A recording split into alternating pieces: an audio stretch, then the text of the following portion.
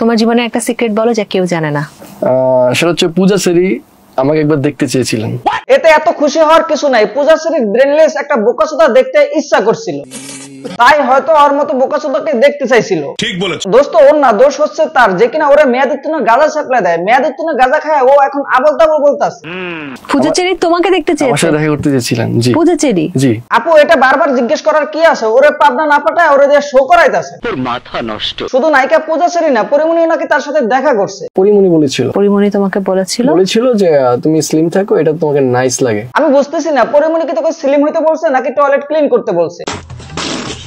বলেছিল যে তুমি স্লিম থাকো, এটা তোমাকে নাইস লাগে। আরে হাদারাম, তুই কানে কম শুনছিস, তোরে টয়লেট ক্লিন করতে বলছে। বর্তমান গাড়ির মডেল কোনটা যেটাতে তুমি রেগুলার চলাফেরা করো বলো? টয়োটা আমার রেগুলার যেটা আসি। আরে দাত্রিকা কি আজে বাজে প্রশ্ন করেন? ওরে জিজ্ঞেস করেন ও কয়টা গাড়ির ব্র্যান্ডের মালিক। টেসলা, বিএমডব্লিউ, ফেরারি এইসব গাড়ির শোরুম ওর বাসার খাটের নিচে থাকে। গজব বেইজ্জতি।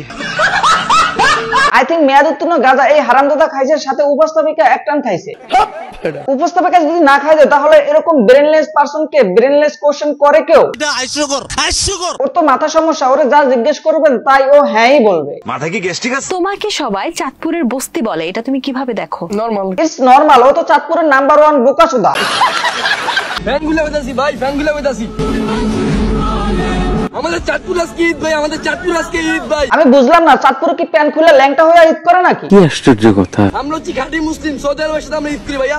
এটা আমাদের চাঁদপুরের লেভেল, চাঁদপুরের কোয়ালিটি ভাইয়া। মাওগার পর ওই খাঁটি মুসলিম এটা প্রমাণ করতে ও প্যান খুলে দেখাইতেছে। তোর কপালে জুতার বাড়ি হারামি। বালের শিল্পী আবু সরকারের সাথে এই প্রতিবন্ধীকে গ্রেফতার করা দরকার ছিল। ঠিক বলে। তোমার বাবার বয়সে একটা মহিলার সাথে রোমান্টিক ভিডিও করতে তোমার লজ্জা লাগে না? না, কখনোই লজ্জা লাগে না। দেখতে কি যাতা প্রশ্ন করেন? ওর কি লজ্জা শরম আছে নাকি যে ওর লজ্জা লাগবে? কথা কি ক্লিয়ার না ভেজাল আছে? তুমি অনেক টাকার মালিক, এত টাকা কি করো? সকাল বিকাল দুপুর কি খাও? আমি নরমালি ব্রেকফাস্ট করি 12 তলা 14 তলা বিল্ডিং এর উপরে। ওরা তো মেয়াদ উত্তীর্ণ গাঁজা খাওয়াইছে, সাথে কুকুরের মুতও খাওয়াইছে।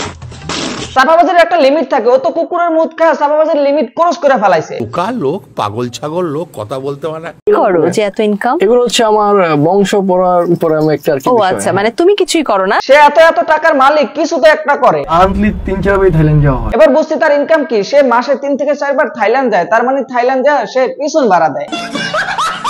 তোমার এত টাকা, কিন্তু আমার কাছে তো মনে হচ্ছে যে তুমি ঠিকভাবে 3 বেলা খেতেও পারো না, এই জন্য তুমি এতটা স্লিম। ও আসলে 3 বেলা খাইতে পারে না, রুটি আর পানি খায়। ও মাই গড, আমি কাকে দেখছি? মেহেদি শুভ ভাইয়া। বাংলাদেশে যদি কোনো শিক্ষণীয় কন্টেন্ট ক্রিয়েটর থাকে তাহলে আমরা দুজন আছি। ওরা নাকি শিক্ষণীয় ক্রিয়েটর, তোর থেকে চাপাবাজি শিখলো, ওর কাছ থেকে কি শিখবে? চাটাচাটি। চাঁদপুরের কৃতি সন্ধান দিছে রে, চাঁদপুরের মান সম্মান রে পুরো পিছন মাইরা দিছে। কি বলবো, বাংলাদেশে জন্মিয়েছি গরিব দেশে, সেখানে আসলে এত টাকার মালিক হয়ে যাব, এটা আমার নিজের কাছেও লজ্জা হয়। মাফ কর ভাই, চাপাবাজি বাদ দিয়া কাজ থাকলে কাজ কর, না থাকলে বেড়ালের পুটকি চা। তো আজ এই বন্ধু যারা ফেসবুক থেকে দেখতেছেন পেজটা ফলো করে দিবেন, আর যারা ইউটিউব থেকে দেখতেছেন চ্যানেলটা সাবস্ক্রাইব করে দিবেন। দেখা হচ্ছে নেক্সট ভিডিওতে। ধন্যবাদ।